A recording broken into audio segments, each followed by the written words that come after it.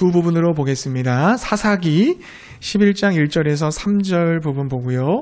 그리고 29절부터 31절까지의 말씀 그렇게 보겠습니다. 먼저 사사기 11장 1절에서 3절의 말씀을 보겠습니다. 우리 한 목소리로 합독하겠습니다. 길르앗 사람 입다는 큰 용사였으니 기생이 길르앗에게 낳은 아들이었고 길르앗의 아내도 그의 아들들을 낳았더라. 그 아내의 아들들이 자라매 입다를 쫓아내며 그에게 이르되 너는 다른 여인의 자식이니 우리 아버지의 집에서 기업을 잊지 못하리라 한지라. 이에 입다가 그의 형제들을 피하여 돕당에 거주하매 잡류가 그에게로 모여와서 그와 함께 출입하였더라. 아멘. 한 구절 더 보겠습니다. 29절부터 31절이에요. 11장 29절부터 31절 읽겠습니다. 이에 여호와의 영이 입다에게 임하시니 입다가 길르앗과 므낫세를 지나서 길르앗의 미스바에 이르고 길르앗의 미스베에서부터 아몬 자손에게로 나아갈 때에 그가 여호와께 서원하여 이르되 주께서 과연 암몬 자손을 내 손에 넘겨주시면 내가 암몬 자손에게서 평안히 돌아올 때에 누구든지 내 집 문에서 나와서 나를 영접하는 그는 여호와께 돌릴 것이니 내가 그를 번제물로 드리겠나이다 하니라. 아멘.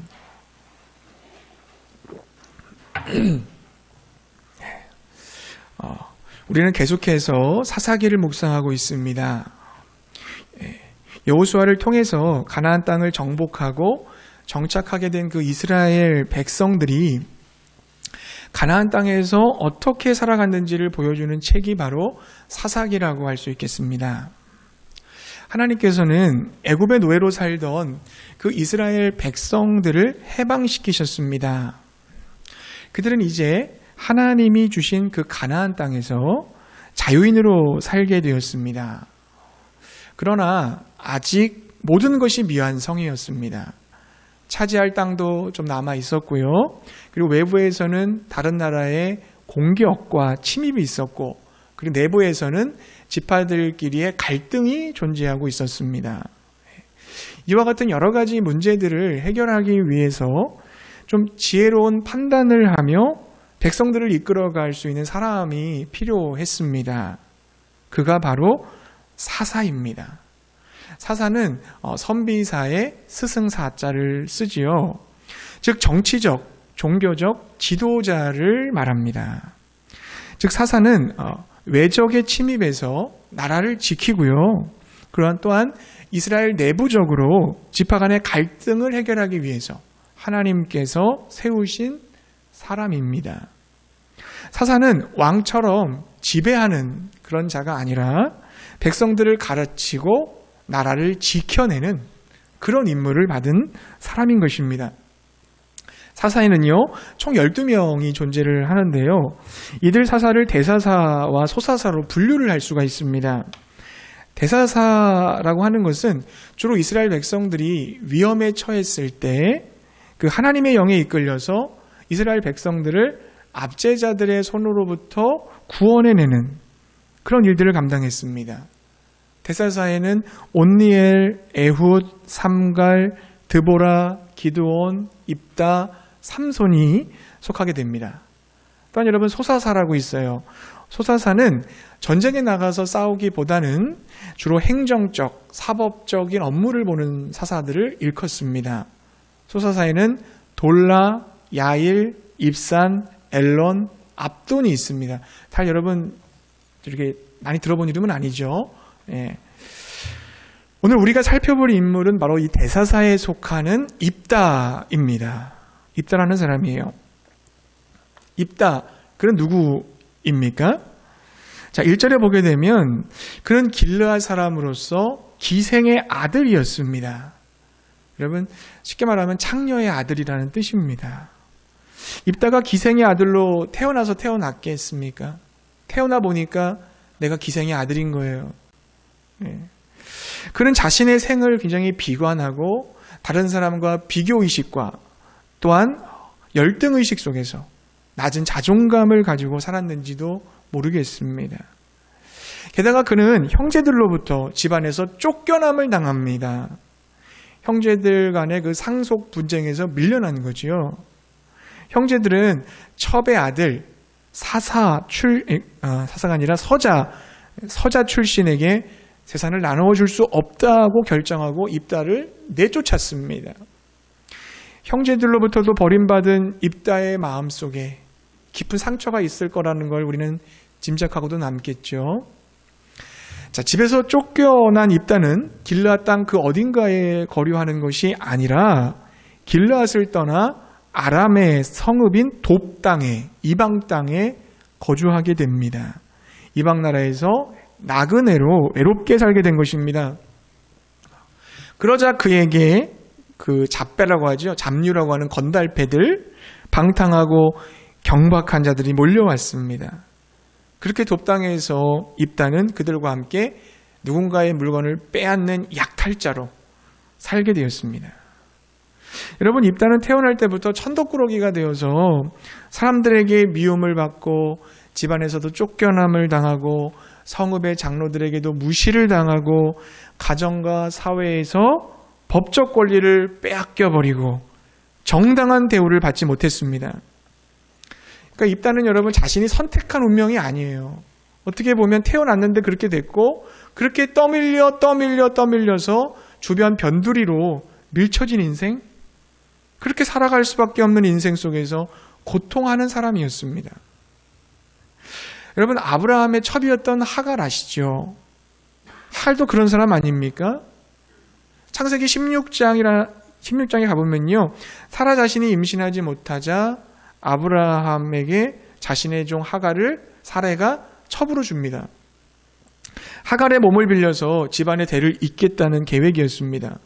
여기서 여러분, 하갈의 의견은 존중되지 않아요. 종이기 때문에 시키면 무조건 해야 되는 겁니다. 그죠? 그래서 사라의 명령에 하갈을 도구화시키는 거죠. 하갈은 도구로 이용됩니다. 주인의 부족함을 채우는 도구가 되는 거예요. 하갈은 여성이었지만 자신의 성에 대해서 아무런 권한도 행사할 수가 없었습니다. 종이 무슨 말을 할 수 있겠어요? 소위 여러분 그 시바지라고 하잖아요. 그런 시바지가 되는 조건으로 자기에게 무슨 보상이 있을지도 물어보지 못했을 것입니다. 자기 몸에서 난 주인의 아들을 가슴에 따뜻하게 품에 안아보지도 못했을지도 몰라요. 그냥 먼 발치에서 바라만 보아야 하는 그런 신세인 것입니다. 하갈이 그때 임신을 하잖아요. 아인을 뵌 여인이 있고요. 아이를 뵈지 못한 여인이 그 아이 뵌 여인을 봤을 때 마음속에 좀 뭔가 좀 치밀어 오르는 게 있지 않겠습니까? 예. 그래서 사라는 어떻게 해요? 하갈을 학대하죠. 그래서 나는 임신 못했는데 네가 임신을 해 하면서 또 학대를 합니다. 인간의 마음이 참 그래요. 임신을 하기 위해서 줬는데도 또 임신한 모습을 보니까 또 화가 나는 거죠. 예. 그래서 사라는 하갈을 육체적, 정신적으로 심하게 구박을 합니다. 일종의 질투라고 할 수 있겠죠. 그리고 남편 아브라함은 그것을 중지하지 않아요. 방관합니다. 결국 하갈은 그 고통을 이기지 못하고 집을 뛰쳐나가요. 배가 남산만 해가지고 자기의 고향 애굽 이집트로 향해 갑니다. 그 뜨거운 사막 한가운데서 도망자 신세가 돼버린 거죠. 하갈은 여러분 부와 지위와 힘을 가지지 못한 연약한 여인이에요. 거기서 그치지 않고 사라에게 이용당한 여인이요, 사라 때문에 고통당한 여인이었습니다. 애굽 여인, 이방인, 여종, 그리고 도망자. 그 하갈을 누가 찾아왔습니까? 하갈의 남편인 아브라함이 찾아왔습니까? 아니면 주인이었던 사레가 찾아왔습니까? 아무도 안 찾아왔어요. 그 광야에서 허덕이고 숨이 막혀 죽을 것만 같은 그 상황 속에서 하나님께서 하갈을 찾아오셨습니다. 아니, 하나님께서 하갈을 만나기 위해서 준비하고 계셨습니다. 말씀해 보면 여호와의 사자가 하갈을 만나요.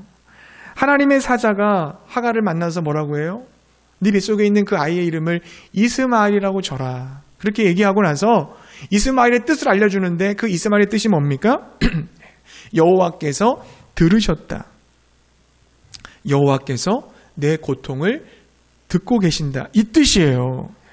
무슨 말입니까? 하나님께서 하갈이 당하고 있는 그 애매한 고통, 떠밀려 당하는 그 고통을 들으셨다는 것입니다. 이방 여인이며 종으로서 당한 그 수많은 아픔과 외로움과 고통의 울부짖음을 하나님은 듣고 계셨다는 것입니다. 하갈의 그 깊은 한숨, 하소연을 하나님은 듣고 계셨어요. 그리고 하갈은 한 걸음 더 나아가서 하나님에 대한 신앙을 고백하잖아요. 창세기 16장 13절에 보면 이렇게 얘기해요. 하갈이 자신에게 이르신 여호와 이름을 나를 살피시는 하나님이라 하였으니 이는 내가 어떻게 여기서 나를 살피시는 하나님을 배웠는고 함이라. 살피시는 하나님을 엘로이라고 하거든요. 엘로이. 하나님을 만난 사람들은 항상 하나님을 향한 고백이 따라가거든요. 하나님은 나를 보고 계셨어요. 그 얘기예요. 하나님은 나를 보고 계셨어요. 거기서 그 장소를 부엘라히로이라고 불렀어요. 나를 보시는 살아계신 나를 바라보고 계시는 살아계신 분의 우물, 그런 뜻이 부엘라히로이라는 뜻입니다. 그러니까 하나님께서는 하갈이 겪고 있는 슬픔을 보셨다는 거죠. 그가 당한 서름을 보셨습니다. 그의 상처와 눈물과 비참함을 보고 계셨습니다. 하갈 힘없고 이용당하고 고통당하는 그 보잘것없는 이방 여인을 하나님께서는 그의 고통의 소리를 들으셨을 뿐만 아니라 그의 고통을 다 지켜보고 계셨음을 믿으시기 바랍니다. 그렇습니다. 하나님은 우리를 보고 계시고 우리의 음성을 듣고 계시는 분이에요. 사람은 듣지 못할지 모르겠어요. 나랑 가장 가까이 있는 나의 가족들조차도 나를 바라봐주지 않고 내 목소리를 듣지 않는지도 모르겠습니다. 하지만 하나님은 다 보고 계시고 다 듣고 계십니다. 너무 힘들고 고통스러워서 입 밖으로 어떤 소리도 내지 못할 때 그런 하나님은 그 모든 것을 듣고 보고 계시는 거예요. 하갈의 고통을 들으시는 그 하나님께서 저와 여러분의 고통을 듣고 계시지 않겠습니까? 우리의 궁핍한 처지를 보고 계시지 않겠습니까? 지금 이 자리에 앉아 계신 여러분 중에도 마음속에 고통이 있는 분이 있을 수 있어요. 고통이 있습니까? 아픔이 있습니까? 슬픔이 있습니까? 하나님께서 그 모든 것을 듣고 계시고 보고 계심을 믿으시기 바랍니다. 그분이 보고 계신다면, 그분이 듣고 계신다면 응답하지 않을까요? 그분이 도와주지 않겠습니까? 그분이 역사하지 않겠습니까? 하나님이 일하실 줄로 믿습니다. 사랑하는 자녀의 모습을 바라보고 듣고 있는데 어떻게 하나님이 가만히 계시겠어요? 여러분, 하나님은요, 우리의 신음소리, 우리의 고통도 보고 듣고 계시는 분일 뿐만 아니라 이 세상 사람들의 고통과 탄식 소리도 듣고 계시는 분이에요. 예배당에 나오지 못하고 세상에서 지금 있는 그 수많은 사람들의 부르짖음을 들으세요. 예배당 밖에서 고통하는 사람들에게도 동일하게 관심 있는 분이 우리 하나님이십니다. 그래서 우리가 선교하는 거잖아요. 그래서 우리가 전도하는 거잖아요. 왜 전도하고 왜 선교해요? 하나님께서 그들도 동일하게 사랑하시고 그들에게 관심을 가지고 계셔서 그들을 구원하기를 원하시기 때문에 우리는 전도하고 선교하는 것입니다. 이 일을 우리에게 맡겨주셨다는 거 믿으시기 바랍니다. 이 거룩이라는 것이 하나님의 말씀과 기도로 우리가 거룩해지잖아요. 하나님의 말씀과 기도로 우리가 거룩해지면은 내가 하나님의 형상으로 창조됐다는 것을 알게 돼요. 내가 하나님의 사람이라는 것을 알게 되고 나를 통해서 하나님을 반사하는, 나를 통해서 하나님을 드러내는 삶을 내가 살아갈 자라는 것을 인식하게 됩니다. 근데 거기서 끝나는 것이 아니라 하나님이 창조한 피조물들도 역시 하나님의 형상이라는 것을 깨닫게 돼요. 그러니까 하나님의 형상을 갖고 있는 사람들에 대해서 존중하게 돼요. 아껴주게 돼요. 사랑하게 되는 거예요. 그것이 거룩입니다. 여러분, 존중하다는 말이 뭡니까? 영어로 말하면은 리스펙트잖아요. 리스펙트. 그러니까 다시 보는 거예요. 아니 그냥 뭐 권사님, 집사님 이렇게 봤는데 하나님의 사람, 하나님의 형상을 갖고 있는 사람을 다시 보는 거예요. 이게 리스펙트, 존중하다는 뜻입니다. 다시 보다. 거룩이라는 건 그런 거죠. 그냥 있는 사람들이 아니라 이 사람들이 하나님이 사랑하는 사람들이고 나를 통해서 하나님을 알아야 될 사람들이고 하나님께서 구원하기를 원하시는 하나님의 형상 갖고 있는 사람들이라는 것을 아는 것, 그게 존중입니다. 리스펙트입니다. 그것이 바로 아끼는 거예요. 그것이 여러분 그 마음이 있을 때 우리가 전도하고 선교하게 될 줄 믿습니다. 억울하고 상처 많은 변두리 인생, 그 입다의 상황을 하나님은 보고 계셨어요. 알고 계셨어요. 그리고 입다에게 기회를 주십니다. 어떤 기회입니까? 마침 암몬 자손이요, 이스라엘을 침략해 들어왔습니다. 그리고 당시 이스라엘 백성들, 이스라엘에는 암몬의 공격을 막아낼 수 있을 만한 장군이 없었어요. 그래서 어떻게 합니까? 길르앗의 장로들이 그 아람에 있는 입다를 찾아가죠. 그리고 입다에게 부탁을 하지 않습니까? 그때 당시 입다는 큰 용사였어요. 전사였고 또한 뛰어난 지도력을 갖고 있었기 때문에 많은 부하들을 거느리고 있었습니다. 길르앗의 장로들은 자기들이 쫓아낸 입다에게 가서 우리의 군대 지도자가 되어달라고 요구를 해요. 이에 입다는 그 청을 받아들여서 이스라엘의 지도자와 또한 군 사령관이 되어서 암몬과의 전쟁을 수행합니다. 여러분, 입다는 굉장히 지혜로운 사람이잖아요. 우리가 다 읽진 않았지만 여러분 그 사이에 있는 계속해서 여러분 읽다 보면요, 11장 전체를 여러분 읽다 보면은 어떻게 합니까? 처음부터 암몬과 무력 충돌하지 않아요. 예, 암몬과 평화롭게 그 협상을 합니다. 협상을 해요. 예. 외교적인 협상을 통해서 그걸 해결하려고 그래요. 근데 암몬 왕의 터무니없는 주장을 반박하거든요. 입다가 논리적으로, 굉장히 신학적으로, 그리고 이스라엘 역사 속에서 정확하게 찝어냅니다. 아주 지혜롭게 그것을 논박해요. 그러나 암몬 왕이 굽히지 않자 어쩔 수 없이 무력으로 충돌하게 됩니다. 하나님의 영이 입다에게 임하고 입다는 암몬과의 전쟁에서 대승을 거둬요. 이깁니다. 입다는 하나님이 세우신 사사가 되어서 이스라엘을 구원한 영웅으로 쓰임받게 된 것입니다.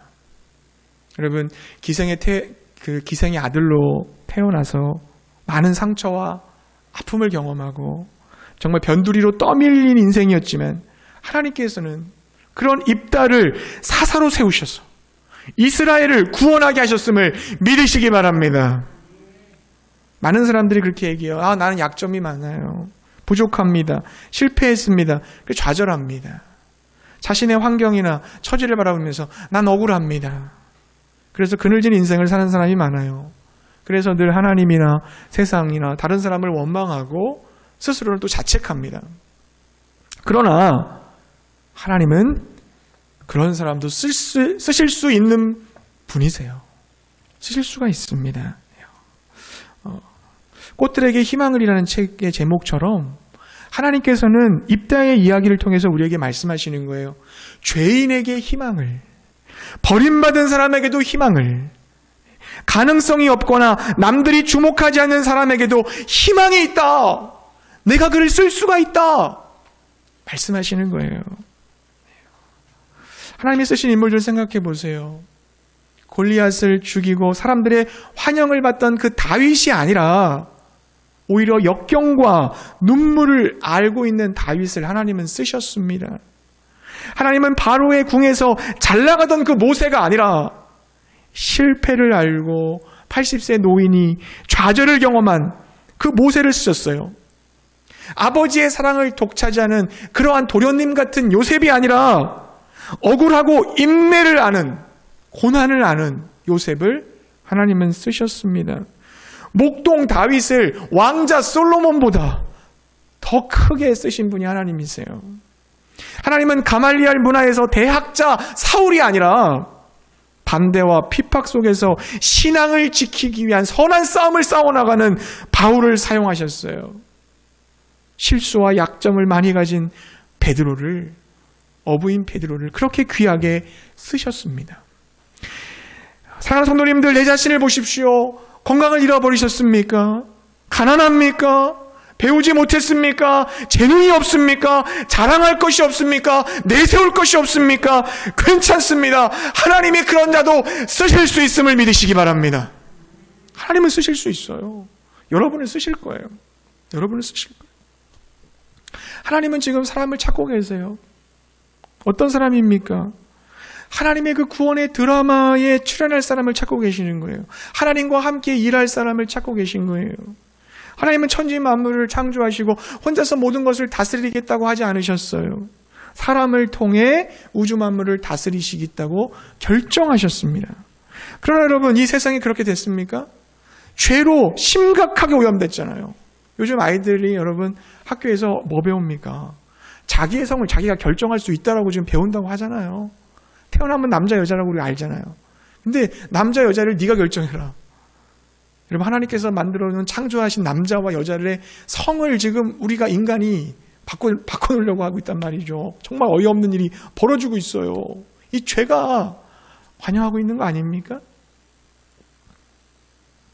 여러분, 자연 만물을 다스리지 못해서 그 자연이 우리를 공격했잖아요. 지금 코로나가 점점 전이 바이러스가 많아 생긴다고 하잖아요. 여러분, 주님, 이 세상에 살기 어려워져요. 죄로 말미암아 살기도 어려워져요. 편리한 것 같지만 하나님을 더 바라봐야 될 때가 됐어요. 여러분, 죄로 말미암아 심각하게 오염되고 하나님의 선한 뜻과 지금 역행하고 있습니다. 세상은 계속. 하나님은 그런데 이 세상을 구원하시기 위한 계획은 변함이 없어요. 사랑하시니까. 그리고 그 계획을 이스라엘이라는 나라를 통해서 이루어 가세요. 이스라엘 나라에서 나온 그 예수 그리스도 구원자를 통해서 이루어 가세요. 예수 그리스도께서 죽으시고 십자가에서 죽으시고 부활하셔서 만들어진 그 교회를 통해서 성령을 받은 하나님의 사람들을 통해서 구원 역사를 이루어 가시는 줄 믿습니다. 창세기로부터 요한계시록까지 하나님의 구원의 구속의 드라마가 기록되어 있어요. 거기에는 하나님의 사람들, 믿음의 사람들의 이야기가 기록되어져 있습니다. 하나님은 지금도 바로 이곳에서 여러분과 함께 그 구원의 드라마를 쓰기를 원하시는 거예요. 믿음의 사람들, 하나님의 자녀들, 우리를 통해 하나님은 구원 역사를 펼치고 계시는 것입니다. 그러므로 나라는 사람이 얼마나 위대한 사람입니까? 내가 정말 잘나고 똑똑해서가 아니라 이 세상을 창조하시고 섭리하시고 심판하시는 그 주권자 되시는 하나님이 나를 사랑하시고 나를 동역자로 부르시고 나와 함께 하시기 때문에 내가 빛나는 줄로 믿습니다. 우리는 주 예수 그리스도 안에서 아름다운 자가 된 거예요, 여러분. 믿으시기 바랍니다. 우리가 하나님을 찬양하고 하나님을 경배하고 하나님을 내 입에 둘 수 있다는 것 자체만으로도 여러분 대단한 거예요. 감히 어떻게 우리 같은 사람이 하나님을 오르락내리락 입에서 할 수가 있습니까? 우리는 여러분 입다와 같이 부족한 것이 많지만 그러나 하나님은 그런 우리를 통해 일하기 원하신다는 것을 믿으시기 바랍니다. 고린도전서 1장 26절 이렇게 말씀하죠. 형제들아 너희의 부르심을 보라. 육체를 따라 지혜로운 자가 많지 아니하며 능한 자가 많지 아니하며 문벌 좋은 자가 많지 아니하도다. 고린도 교회 성도들을 봤더니 그렇게 세상적으로 두드러지고 도드라진 사람이 없었다는 거예요. 그렇다면 여러분, 하나님께서는 왜 지혜롭지도 못하고 능하지도 못하고 문벌도 좋지 못한 사람을 불러서 사용하실까요? 그 이유는 오직 하나님만을 의지하기 위해서입니다. 오직 하나님만을 의지하기 위해서예요. 이사야 31장 1절 말씀 이렇게 기록합니다.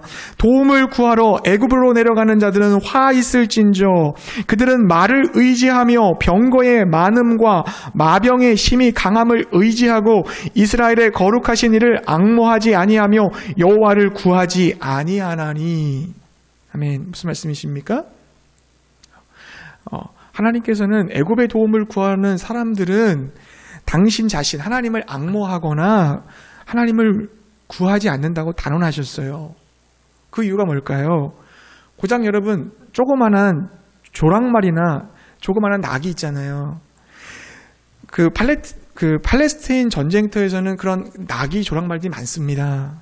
근데 전쟁터에서 애굽의 말들을 들여온 사람은 어때요? 천하를 다 얻은 기분일 거예요.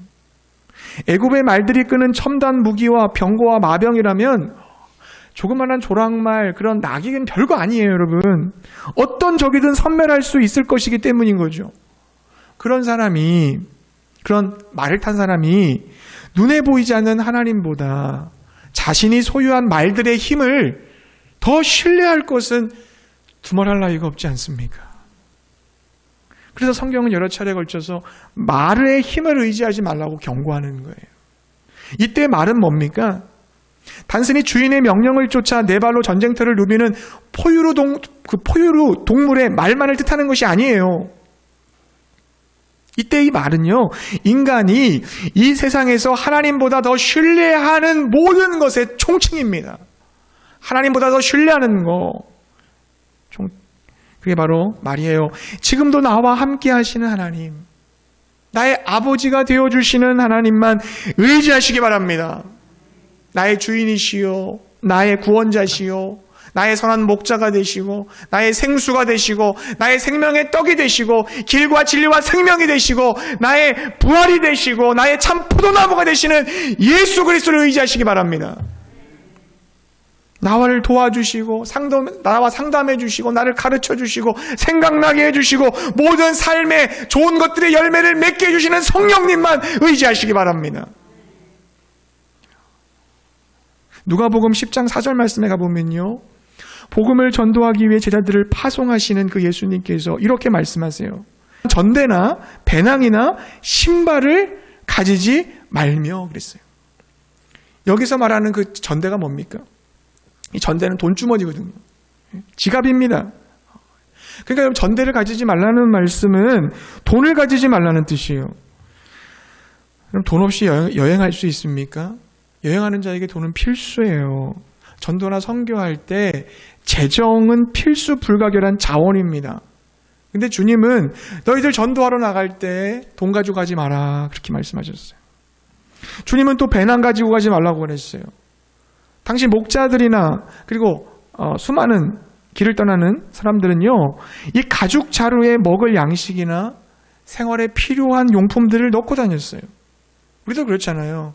어디 여러분 해외여행 같은 데 가게 되면 어떻습니까? 배낭이나 캐리어 챙기잖아요. 그런데도 예수님은 제자들을 파송하시면서 배낭 가지지 말라고 말씀하셨어요. 그리고 예수님은 신발도 가지고 가지 말라고 그랬습니다. 신발을 가지지 말라는 것은 맨발로 다니라는 뜻이 아니에요. 그때 당시 팔레스타인 땅에서는요, 신발 한 컬레 갖고서는 못 다닙니다. 금방 닳아 없어지기 때문에 몇 컬레씩을 가지고 다녔어야 돼요. 근데 그 신발 갖고 다닐 준비하지 말라는 얘기예요. 주님은 왜 여행에 필요한 최소한의 물품까지도 가지고 가지 말라고 가지지 못하게 막으셨을까요? 철저하게 하나님만 의지하는 거예요. 하나님만 의지하는 거예요. 하나님께서 책임져 주신다는 것을 믿으라는 겁니다. 우리가 오직 하나님만 의지하고 나아가면 하나님의 공급하심을, 하나님의 채우심을, 하나님의 돌보심을, 하나님의 보호하심을 경험하게 될 줄 믿습니다. 저도 여러분 그런 것 같아요. 제가 신학대학원을 졸업을 하면서 교육전도사실부터 담임 목사 이르기까지, 사역 이르기까지 저는 사람을 의지하거나 돈을 의지하지 않았던 것 같아요. 돈이 필요하니까 후원해달라고 하지 않았습니다. 저는 제가 막 돈이 풍부해서가 아니라 하나님이 채워주실 것을 믿었기 때문이죠. 그런 담대함이 있었어요. 하나님의 일을 함에 있어서 하나님께서 하나님 일 하는데 돈을 주시지 않겠는가, 사람을 붙여주지 않겠는가. 그렇지 않을 것이다. 하나님이 책임져 주실 것이다. 그런 믿음이 있었습니다. 그런 확신이 있었어요. 정말 지금까지 생각하면서 정말 필요할 때마다 하나님이 사람도 보내주셨고 물질도 채워주셨다는 거 믿으시기 바랍니다. 하나만 얘기해드리면, 이 방송시설 우리가 바꿨잖아요. 우리가 바꾼 거 아니잖아요. 그렇죠? 예. 대전 극동방송국에다가 그 사연을 써가지고 당첨이 됐잖아요. 그래서 대전에서 직접 오셔갖고 다 앰프 시설을 해주신 거예요. 이걸 30년 만에 처음 바꿨잖아요. 우리가. 근데 너무 오래돼가지고 정말 이게 어려운 상태였는데 큰 돈이 들어갔지만 다 새 걸로 바꿔주셨어요. 하나님의 은혜 아닙니까? 정말 하나님만 의지하시기 바랍니다. 철저하게 하나님만 의지하시기 바랍니다. 사람 의지하지 말고 돈을 의지하지 말고 오직 하나님만 의지하시기 바랍니다. 그런 자를 하나님은 기뻐하시는 거예요. 하나님이 써주시는 거예요. 하나님이 책임져 주심을 믿으시기 바랍니다. 이제 그 암몬의 군대와 이스라엘 길리앗 군대가 대치하고 있는 그 상황 속에서 여호와의 영이 입다에게 임해요. 우리 전에 그 온니엘과 기드온이 여호와의 영이 임하자 전쟁에 나가서 이스라엘을 구원했듯이 이제 여호와의 영이 임한 입다도 전쟁에 나가 승리하면 됩니다. 근데 여러분 이때 입다가 하나님께 소원을 해요. 입다는 하나님께 전쟁에서 승리를 주시고 내가 평안히 돌아올 수 있게 하시면 자신의 집 문에서 제일 먼저 마중 나오는 자를 여호와께 번제로 바치겠다는 거예요. 여러분 자기 집에서 제일 먼저 나오는 사람이 누굴까요? 거기에서 뭐 이렇게 짐승들이 뛰어나오겠습니까? 대부분 사람이잖아요. 대부분 고대 사람들이 이렇게 생각했어요. 남자는 전쟁에 나가고요. 전쟁에서 승리하고 돌아오면 대부분은 여자들이 반겨줬습니다. 예. 그냥 그런 거예요. 그러니까 근데 번제로 드리겠다고 이런 서운을 섣불리 했단 말이죠. 그러나 여러분 인신제사는요 하나님이 가증히 여기는 것으로서 가나안의 우상숭배의 모습이었어요. 사사시대 이스라엘 백성들의 모습, 여러분 사사기 10장 보시면 아시겠지만 여호와의 신앙과 이방신이 섞인 혼합주의 신앙에 빠져 있었습니다. 모압 신을 비롯해서 이방신 아주 사방 모든 신들을 다 숭배했어요. 모압, 암몬, 블레셋, 아람, 아말렉까지 다 숭배하고 있었어요. 입다도 그 영향을 받았을 거예요. 그러니까 인신제사라는 말이 이렇게 나오기가 쉽지 않거든요. 입다는 가나안과 싸우면서도 가나안의 우상숭배와 타락한 문화에 동화되어 있었던 겁니다. 여러분 우리가 세상과 싸워야 되는데 세상을 변화시켜야 되는데 내가 세상화됐어요. 싸울 수 있겠습니까? 백전백패죠. 세상을 변화시켜야 될 내가 세상과 똑같아지게 되면 여러분 싸우나 만합니다. 싸울 수 없습니다. 지금 입다는 인신제사라는 얘기를 꺼냈어요. 번제로 드리게 됐었다. 그렇다면 여러분 입다는 왜 서운했을까요? 왜? 마음이 불안한 거죠. 불안한 겁니다. 전쟁에서 질 수도 있겠다. 내가 지금 이렇게 비천한 삶인데 이번에 한번 꼭 이겨야 되는데 그래서 내가 장관도 되고 우두머리도 돼야 되는데 이번에 어떻게든 이겨야 되는데 안 도와주시면 어떡하지? 두려움이에요. 불안함이에요. 그래서 하나님이 꼼짝 못하시도록 승리를 주실 수밖에 없도록 서운하는 거예요. 입다의 서원은 하나님을 자기 뜻, 자기 목적에 맞추려고 하는 불신앙적 행위라고 볼 수 있습니다. 하나님을 향한 불신이에요. 못 믿으니까 서운한 거예요. 자, 하나님을 자기 마음대로 통제해 보겠다라고 하는 교만인 겁니다. 자, 승리의 기쁨에 도취되어서 들어오는 입다를 맞이한 것은 누구였습니까? 비극적이게도 그의 딸이었습니다. 외동딸, 무남동녀예요. 그의 딸이 아니더라도 누가 튀어나왔더라도 그를 희생해서는 안 됐죠. 입다는 참담한 마음으로 괴로워하며 그 마음을 막 쏟아냅니다. 그러나 여러분 기회가 없는 게 또 아니에요. 하나님께 서원했지만 지켜야 되지만 잘못된 서원을 했을 경우에는 회개하고 다른 것으로 대체할 수 있었어요. 레위기 27장 8절에 보면요. 서원자가 감당하기 어려운 서원을 했을 때는 제사장에게 찾아가면 제사장이 새로운 서원으로 바꿔줄 수 있었습니다. 그런 제도가 있었어요. 실제로.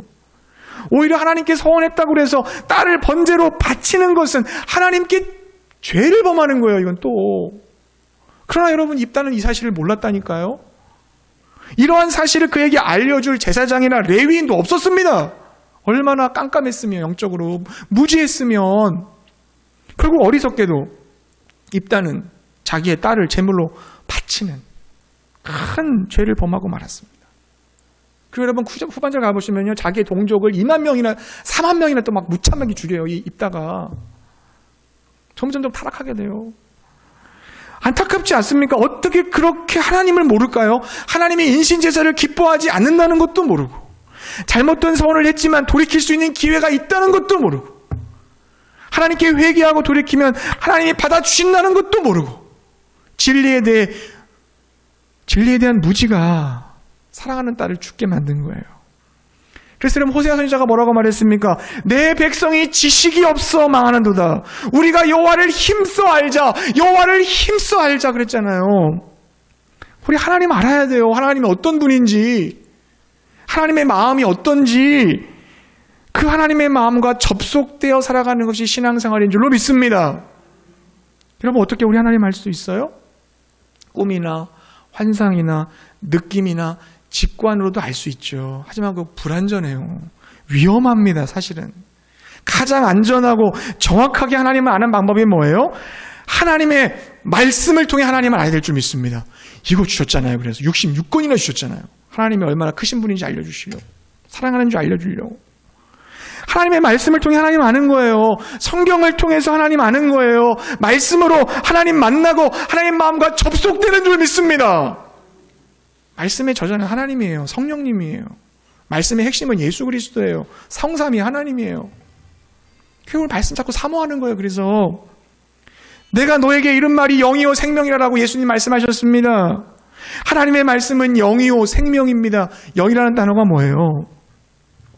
시간과 공간을 초월한다는 뜻이잖아요. 하나님이 아브라함에게 주신 말씀, 모세에게 주신 말씀, 그리고 다윗에게 주신 말씀, 걔네들한테만 주신 말씀이 아니라 영이기 때문에 지금 여기에서 살고 있는 우리들에게도 하시는 말씀이라는 거죠.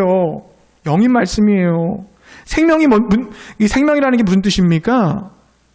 말씀이 역사하는 곳에는 반드시 살아나는 역사가 일어난다는 거예요. 생명의 역사가 일어난다는 거예요. 하나님의 말씀이 선포되면 죽은 영혼이 살아나고 잠자는 영혼이 깨어나는 줄 믿습니다. 예수님이 죽은 나사로의 무덤에서 나사로야 나오라! 그러니까 수족을 동여매고 나왔잖아요. 풀어놓아 다니게 하라 그러셨어요. 자유케 해주셨어요. 사도 요한이 이렇게 말했습니다. 귀 있는 자는 성령이 교회들에게 하시는 말씀을 들을지어다. 계속 반복해서 말씀하셨어요. 귀 있는 자는 성령이 교회들에게 하시는 말씀을 들을지어다. 여기서 교회는 누구예요? 저와 여러분들이에요. 말씀을 들을 수 있는 게 축복이에요. 들은 말씀을 믿음으로 행할 수 있는 게 은혜예요. 말씀과 동행하는 것이 가장 큰 기쁨입니다. 말씀 속에서 하나님 만나십시오. 하나님 알아가십시오. 하나님의 마음과 접속되고 연결되어 하나님의 뜻을 이 땅 가운데 펼치며 살아가시기를 바랍니다. 이제 말씀 정리할게요. 하나님께서는 이 시대에 사사를 세우기 원하세요. 입다처럼 상처 많고 버림받고 무시당해도 괜찮습니다. 가난하고 겸손한 마음으로 하나님만을 의지할 수 있으면 됩니다. 하나님만 의지할 때 하나님이 책임지시고 하나님이 역사해 주실 거예요. 중요한 것은 하나님을 아는 겁니다. 하나님을 알아야 돼요. 내가 사랑하는 하나님 알고 싶지 않으세요? 누군지 알아야 돼요. 그분의 성품과 그분의 일하시는 방법과 그분의 마음이 어떤지 알아야 됩니다. 그러므로 여러분, 우리는 성경으로 돌아가야 돼요. 영이요 생명이신 운동력이 있고 살아있는 하나님의 말씀을 통해 하나님을 더욱 깊이 알아가시기 바랍니다. 하나님이 기쁘게 사용하시는 이 시대에 하나님 찾으시는 멋진 사사들이 되시기를 주님의 이름으로 축복합니다.